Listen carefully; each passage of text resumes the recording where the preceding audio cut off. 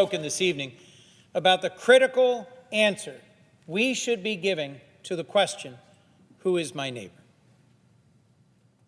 I know of no faith that teaches that we should take food away from hungry children, from the seniors and the disabled and the veterans in our communities, so that we can hurt our political opponents. But sadly, that's what our president is doing. My foundational faith rests in the Gospels.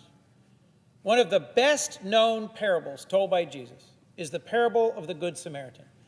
And lots of folks know the parable of the Good Samaritan, but maybe don't know exactly what it teaches, so let me just take a moment.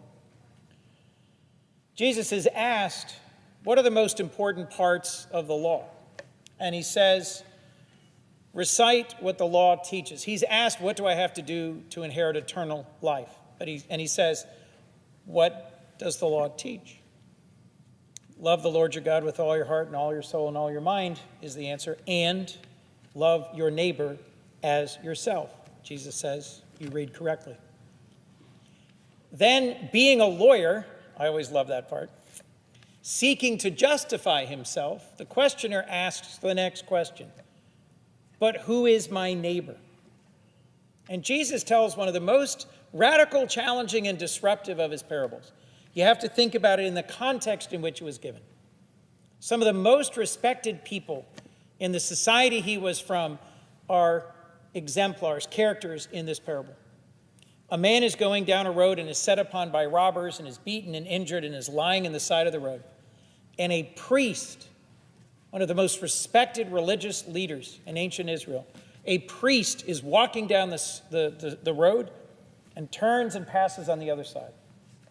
And then a Levite, part of a tribe of Israel that was known for their holiness and for their descent from the priestly class, he also walks by on the other side.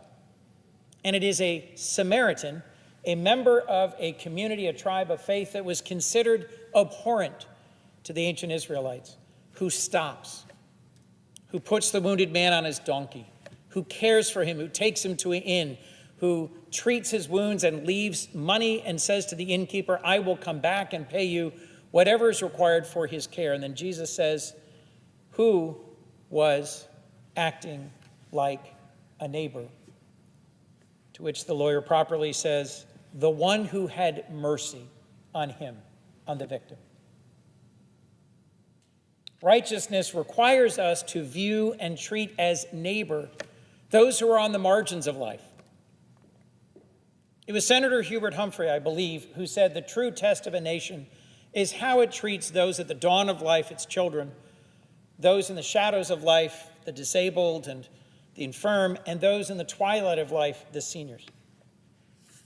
And yet President Trump today, in defiance of 2 federal court orders, has been saying that he will refuse to distribute SNAP benefits promptly and fully. I believe last night in a Truth Social post, he said SNAP benefits, and I'm skipping the attacks on his predecessor, will be given only when the radical left Democrats open up our government and not before.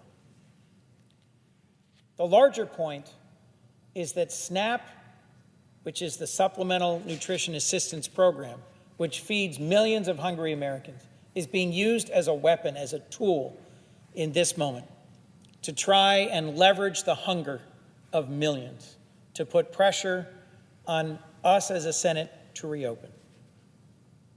It's shocking that President Trump would say out loud his intention to defy court orders and to use whether or not to feed hungry children as leverage. In my home state of Delaware, where I've heard from the head of our food bank, from the heads of lots of local organizations that care for and support seniors and children and veterans, 11% of our state is on SNAP, 48,000 children, 4,700 veterans. Nationwide, 20% of all of our children are on SNAP. It is critical to the health and safety and development of children so that they can hear the teaching in the classroom over the grumbling of their bellies. The Food Bank of Delaware shared with me the story of a young mother whose doctor had said she had to stop working because her pregnancy was so far along, and as a result had to leave her work at a chicken processing plant and today desperately needs SNAP, these benefits to feed her 4 children. What answer does President Trump and my colleagues give to the question, who is my neighbor? On whom will they show mercy? The answer apparently is not America's children, not veterans, not working parents, not seniors and people with disabilities. In my home state, I'm grateful for a governor and leaders in our General Assembly who have stepped in to fill the breach and to provide these SNAP benefits temporarily, but they cannot do so for long. I believe in the richest country on earth. It is a shame. It is a horror for our children, our seniors, our disabled citizens, our veterans who rely on this program to go hungry just so we can continue fighting in this chamber. It is long past time for my colleagues and our president to answer the question, who is my neighbor, in a way that includes all Americans and does not cut them off from this vital and needed support. Thank you, Mr. President.